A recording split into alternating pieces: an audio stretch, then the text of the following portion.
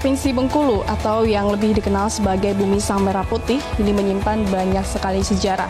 Salah satunya tempat yang saya kunjungi saat ini yaitu Rumah Pengasingan Bung Karno yang mana ini menyimpan banyak sekali sejarah. Dan Bung Karno dikenal sebagai proklamator sekaligus Presiden Republik Indonesia yang pertama sekali. Di mana masa lalu beliau ini dibayang-bayangi oleh pengasingan dirinya oleh pemerintahan kolonial Belanda. Dan adalah ruang tidur dari Bung Karno beserta istrinya. Selain itu, di ruang tidur Bung Karno beserta istrinya ini juga terdapat koleksi pakaian-pakaian yang memang rapi tersusun di sini.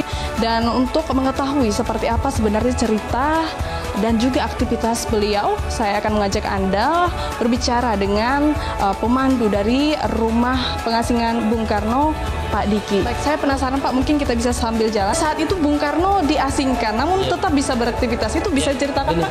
Nah, dibuktikan di kota kita ini ada beberapa rumah dan tempat ibadah itu merupakan hasil karyanya beliau.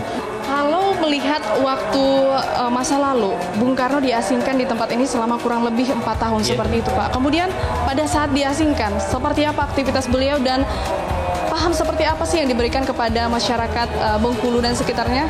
Seperti apa bentuknya? Jadi memang beliau memang sangat boleh dikatakan tokoh yang sangat pintar lah Mbak ya. Jadi beliau bisa merangkul tokoh-tokoh daerah. Terus di rumah ini juga ceritanya beliau juga pernah mengadakan semacam agenda besar Mbak, yaitu Kongres Muhammadiyah se-Sumatera. Jadi yaitu beliau menggunakan salah satu organisasi keagamaan sebagai media pergerakan dan perjuangan beliau pada waktu saat beliau di sini. Nah, yang nggak kalah hebatnya kita bisa lihat di sendiri Mbak, di hadapan kita ini masih ada terdapat koleksi-koleksi buku bacaan beliau pada waktu saat beliau di sini Mbak. Jadi ya ini juga merupakan salah satu sumber inspirasi ilmunya beliau lah. Jadi memang kita ketahuin pada waktu zaman itu beliau mempunyai semacam tingkat intelektual melebihi orang biasa Mbak. Kayaknya belum ada yang tokoh yang menyamai beliau Mbak. Ya, jadi kita bisa lihat buku-bukunya menceritakan filsafat dan lain sebagainya. Nah nggak kalah hebatnya begini. Ini sampai bimbel perjanjian lama beliau itu beliau baca ya Mbak ya. Jadi walaupun beliau seorang muslim taat, tapi kelihatannya juga beliau paham dari segi ajaran agama lain. Mungkin bisa lebih mengeksplor tempat lain Pak. Apa sih hal yang unik dan tempat yang biasa beliau gunakan untuk beraktivitas sehari-hari ini di mana aja Pak? Iya, jadi ya di ruang tamu ini juga. Jadi beliau biasa menerima tamu-tamu beliau di sini, tokoh-tokoh lokal Bengkulu ini atau sahabat-sahabat beliau di sini. Jadi ya itu pasca persiapan kemerdekaan Republik ini dimulai juga pada waktu saya beliau di sini ya. Jadi secara tidak langsung rumah ini juga cukup punya peranan penting lah dalam berdirinya sejarah Republik ini.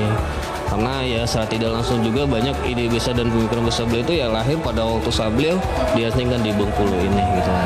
Di depan tadi saya melihat ada sepeda. Apakah itu memang sepeda yang digunakan sebagai alat transportasi oleh Bung Karno pada saat itu? Apakah memang bentuknya masih original atau seperti apa Pak? Jadi ini dulu merupakan sepeda dari salah seorang teman atau sahabat beliau di Bengkulu ini, yaitu Pak Abdul Manaf ya. Jadi referensi yang saya dapat, jadi memang ada beberapa waktu pernah dipinjam Bung Karno dalam aktivitas beliau sehari-hari. Jadi memang sosok Bung Karno punya kegemaran bersepeda ya, baik beliau menjadi aktivis maupun beliau menjadi orang nomor 1 di Republik ini gitu. Baik, Pak. Dan berdasarkan keterangan yang saya baca, ini merupakan replika dan memang digunakan Bung Karno sebagai alat transport ketika mengunjungi masjid dan juga menyusuri pojok-pojok kota, mengunjungi para sahabatnya dan juga memboncengkan istri dan juga anaknya. Mungkin kalau untuk sepeda aslinya itu kemana Pak? Nah, sampai saat ini ya kita tidak mendapatkan referensi sepeda aslinya dulu pernah digunakan oleh Bung Karno kayak apa, terus di mana sekarang gitu loh. Terima kasih Pak.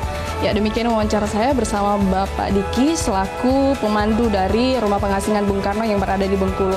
Dari Bengkulu, Elsa Silalahi, Rahmat Petro TV.